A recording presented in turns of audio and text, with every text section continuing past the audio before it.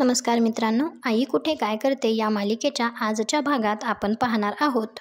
अनिरुद्ध, संजना, ईशा आणि अभि बिल्डरचा प्लॅन बघून आलेले असतात. तर ईशा म्हणते, बाबा बिल्डरने दाखवलेला प्लॅन किती मस्त आहे ना, पण जसाच्या तसा इथे होईल ना? तर संजना म्हणते, ऑफकोर्स त्याने आपल्याला दाखवला आहे तसा सेम टू सेम टॉवर तो इथे बांधणार आहे. तर अभि विचारतो, बाबा पण हे घर पाडल्यानंतर तो बिल्डर आपली सोय कुठे करणार आहे? इथे जवळपास त्याने फ्लॅट दिला तर बरं होईल, कारण इझिली आपल्याला अधूनमधून कन्स्ट्रक्शन बघता येईल. तर संजना म्हणते, आयडियली आपल्याला ना समोरच फ्लॅट दिला असता तर बरं झालं असतं, पण ठीक आहे, इथे जवळ कुठेतरी बघूया आपण. अनिरुद्ध एकदम शांत असतो. तर ईशा म्हणते, बाबा एरवी घराबद्दल बोलताना तुम्ही किती एक्सायटेड असता आणि आज तुम्ही काहीच बोलत नाही आहात, खूप डिस्टर्ब दिसताय. तर अनिरुद्ध म्हणतो, आम ओके. आणि तो अभिला विचारतो, आप्पांना फोन लागला का रे? मी कालपासून फोन लावतोय, त्यांचा फोनच बंद आहे. तर संजना म्हणते, ओ माय गॉड, तू अजूनही त्याच विचारात आहेस? अनिरुद्ध, आय्यप्पा जिथे कुठे असतील तिथे सुखात असतील, उत्तम असतील, तू नको काळजी करूस. सॉरी, म्हणजे त्यांच्या बाबतीत जर काही झालं असतं तर आपल्याला कळलंच असतं ना. म्हणजे पोलीस घरच्यांना शोधून काढतातच, राईट? हे ऐकून अनिरुद्ध जरासा तिच्याकडे रागाने बघतो. तर संजना म्हणते, आय मीन पोलिसांनी आपल्याला तसं काही कळवलं नाहीये, म्हणजे आय्यप्पा ठीक आहेत. हीच तर गुड न्यूज आहे ना आपल्यासाठी. सो रिलॅक्स, काळजी नको करूस. आणि ते चौघे तिथून निघणार तेवढ्यातच अरुंधती आई आणि आप्पांना घेऊन येते. यश तर धावत येऊन आनंदाने आप्पांना मिठीच मारतो. अनघा आणि आरोहीला सुद्धा त्या दोघांना तिथे पाहून खूप जास्त आनंद होतो. यश त्या दोघांना म्हणतो, तुम्ही दोघांनी आता मला प्रॉमिस करा, काहीही झालं तरी तुम्ही आम्हाला सोडून कुठेही जाणार नाही. तर अरुंधती म्हणते, यश खालीच सगळे प्रश्न विचारणार आहेस का? किती दमलेत ते दोघे बघ तरी. तर अनिरुद्ध म्हणतो, आई आप्पा तुम्ही परत आलात, मला खूप बरं वाटलं. अजूनही रागवलात तुम्ही माझ्यावर? आप्पा हो, माझी बाजू ऐकून तरी घ्या.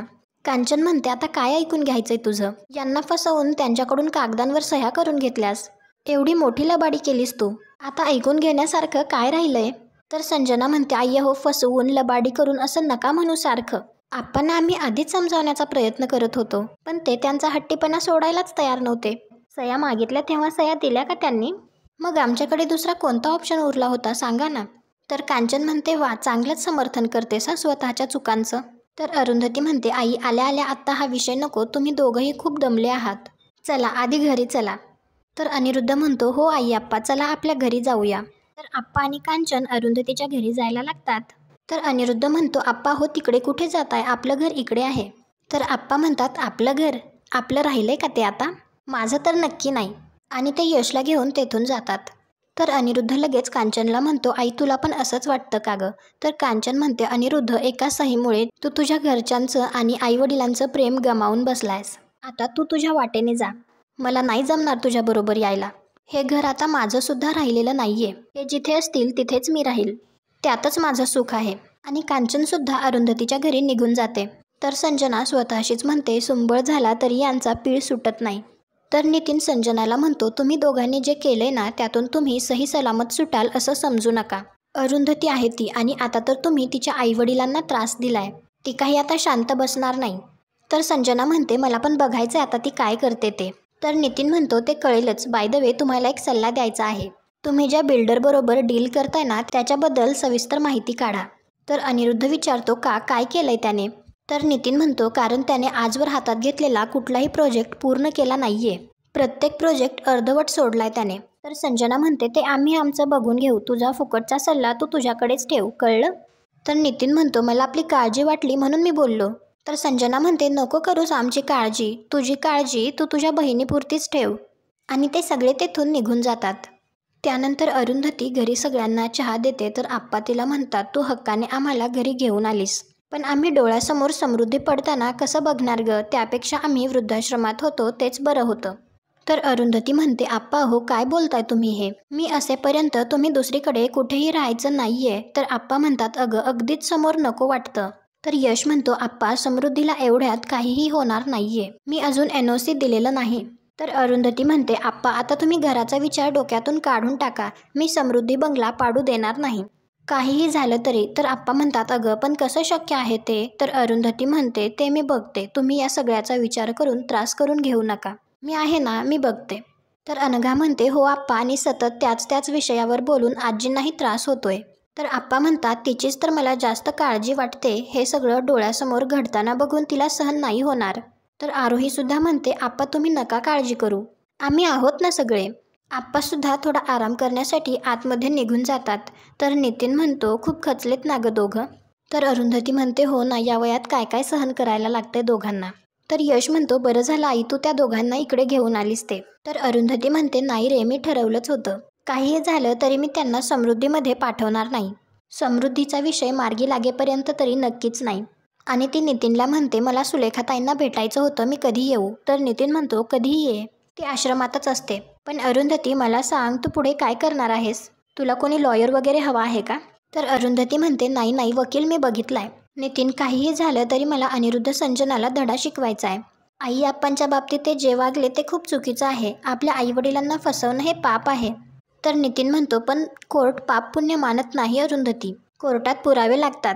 आणि हे सगळं अनिरुद्धने केलं याचा एकही पुरावा आपल्याकडे नाहीये. तर अरुंधती म्हणते, तेच सगळं बोलायला मला सुलेखाताईंना भेटायचंय.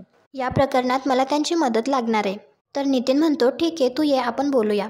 त्यानंतर नितीनला सुद्धा उशीर होत असतो, त्यामुळे तो निघतो. तर यश म्हणतो, आई आपण हे सगळं करू शकू ना? तर अरुंधती म्हणते, हो यश, आपल्याला हे करायलाच लागेल. आई आप्पांसाठी करायलाच लागेल. अन्याय करणाऱ्यापेक्षा अन्याय सहन करणारा जास्त दोषी असतो. अनिरुद्ध संजनाला मी सोडणार नाही. आप्पांच्या वयाचा फायदा घेऊन त्यांनी फसवलंय आप्पांना. अनघा म्हणते, ते दोघं खूप हर्ट झालेत. तर अरुंधती म्हणते, होणारच ग, इथे यायला सुद्धा ते तयार नव्हते. कशीबशी समजूत काढून मी त्यांना इथे घेऊन आलीये. त्यांना वाटत होतं त्यांचं ओझं होईल माझ्यावर. आपली कोणालाच गरज राहिली नाही असं वाटतंय त्यांना. किती भयंकर भावना आहे ही. यश, आपल्याला लवकरात लवकर काहीतरी करायला लागेल. मी उद्याच सुलेखाताईंना भेटून येते. रात्री समृद्धीमध्ये संजना बाकीच्यांना म्हणत असते, बघितलंस तू, अरुंधती मुद्दाम आई आप्पांना तिच्याकडे घेऊन गेली. हे सगळं तुला दाखवण्यासाठी. ती सगळं मुद्दाम करते. त्यांच्या मनात तुझ्याबद्दल विष कालवतीये. आई आप्पांना तुझ्याबद्दल जो राग आहे ना, तो या अरुंधतीमुळे. मला तरी वाटतं ती तुझा बदला घेतीये. तू तिला डिवोर्स दिलास त्याचा राग ती आत्ता काढतीये. तर अनिरुद्ध म्हणतो, त्याचा काय संबंध आहे आत्ता? तर संजना म्हणते, आहे अनिरुद्ध, तू खरंच खूप साधा आहेस. तुला जग कळत नाही. अरुंधती बरोबर इतकी वर्ष संसार केलास, परंतु तू तिला ओळखू शकला नाहीस. पक्की आतल्या गाठीची आहे ती. इतके दिवस अरुंधती स्वतःला आई मानून घेण्यात धन्य मानत होती. तिच्यासाठी तिची मुलं म्हणजे सगळं काही होती. मग आता अचानक त्यांचे दुःख तिला दिसेनासे झाले का? अभि, ईशा ओरडून सांगतायत, आम्हाला पैसे हवेत, आम्हाला स्वतंत्र फ्लॅट हवाय. पण हिला त्याचं काहीच वाटत. तर ईशा म्हणते, ते तिला कधीच वाटत नव्हतं. एक नंबरची सेल्फिश आहे ती. तर संजना म्हणते, बघ अनिरुद्ध, तुझ्या मुलांना सुद्धा कळतंय हे. आई आप्पा काय तुझे शत्रू आहेत का? तू हे सगळं स्वतःसाठी करत नाहीस, तुझ्या मुलांसाठी करतोयस. हे ती आई आप्पांना सांगू शकली असती, पण नाही, तिने या सगळ्यात तुला आणि मलाच दोषी ठरवलं. त्यामुळे ना, आपण कोणासाठी काहीही करायचा प्रयत्न केला ना, तरी आप्पांना आपणच चुकीचे वाटणार आहोत. तर अभि म्हणतो, बरोबर आहे तुझं, आप्पांना हे घर विकण्यासाठी आई सहज पटवू शकली असती. पण तिने तसं नाही केलं. कारण आता पैशांची गरज तिला नाहीये, आम्हाला आहे. आणि आमच्या गरजा आईला कधीच कळत नाहीत. तर ईशा म्हणते, बाबा आता बास हा, काहीही झालं तरी तुम्ही तिकडे जायचं नाही. आजी आप्पांनी आईकडे राहण्याचा निर्णय घेतलाय ना, मग त्यांना तिकडेच राहू देत. तर अभि म्हणतो, हो, आणि आता ते कुठे असतील याची काळजी नाहीये, ते इथे तुमच्या डोळ्यासमोरच असणार आहेत. तर ईशा म्हणते, आणि तसंही त्यांना आईचा खूप पुळका आहे, ते आईकडेच आनंदी राहतील. तर अभि म्हणतो, हो बरोबर आहे ईशाचं, तुम्ही आता त्यांना इकडे घेऊन येऊच नका. आपण काही त्यांना घराबाहेर हाकललं नव्हतं. तेवढ्यातच यश, आरोही आणि अनघा तेथे येते. तर यश त्यांना म्हणतो, तुम्ही कोण आहात त्यांना घराबाहेर हाकलणारे?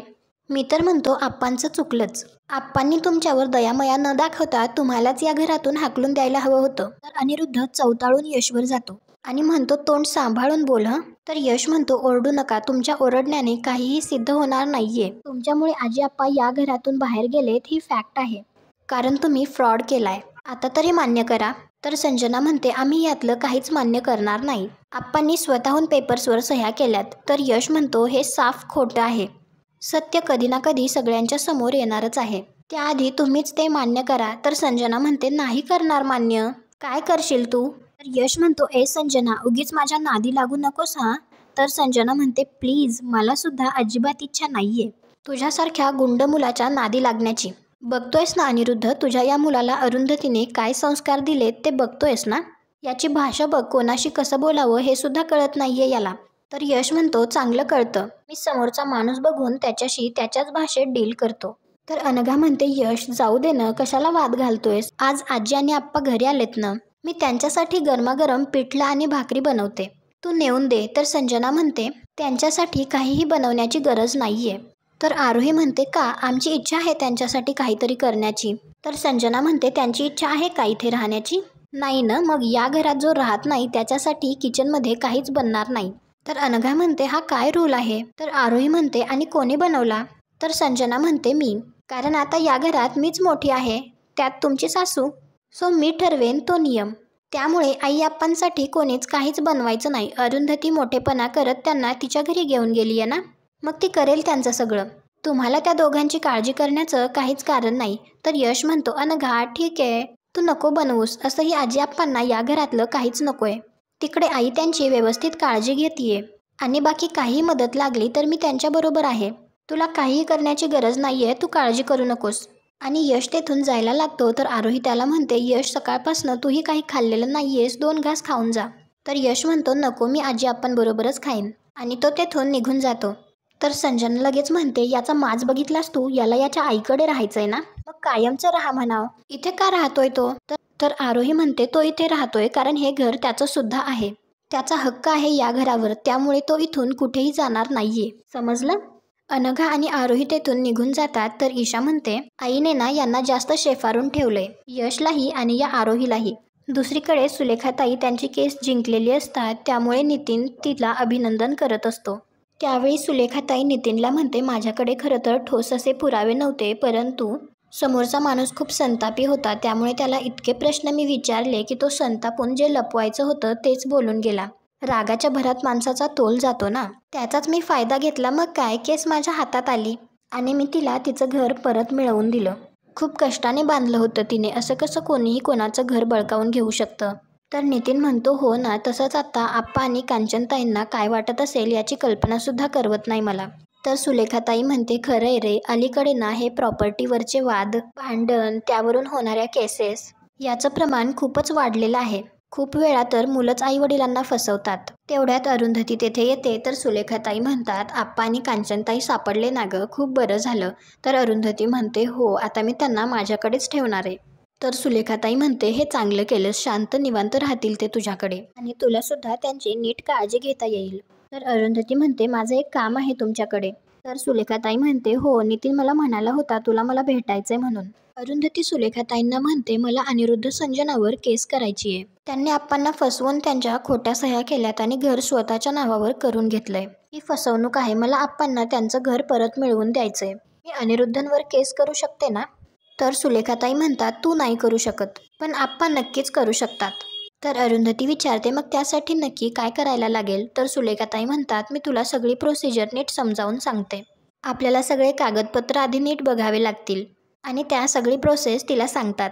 आणि आजचा भाग इथेच संपतो. पुढील भागात आपल्याला पाहायला मिळणार आहे संजनाला दागिन्यांचा बॉक्स सापडतो तर ती तेथून घेऊन जायला लागते. तेवढ्यात यश तेथे येतो आणि तो म्हणतो हातातल्या बॅगमध्ये काय आहे? तर संजना म्हणते काही नाही, खूप कामं पेंडिंग आहेत, आपण नंतर बोलू, असं म्हणून ती तेथून घाईने तेथून निघून जाते. इकडे अरुंधती आप्पा आणि कांचनला म्हणत असते आपण जर आता काही लवकर केलं नाही तर तो बिल्डर लवकरच समृद्धी पाडायला येईल. आप्पा तुम्ही जर एकदा हो म्हणालात ना तर मी तुम्हाला तुमचं समृद्धी परत मिळवून देईल. तुम्हाला हा भाग कसा वाटला ते कमेंट करून नक्की सांगा. व्हिडिओला लाईक करा, आपल्या मराठी मालिका चॅनलला सबस्क्राईब करा. भेटू उद्याच्या भागात.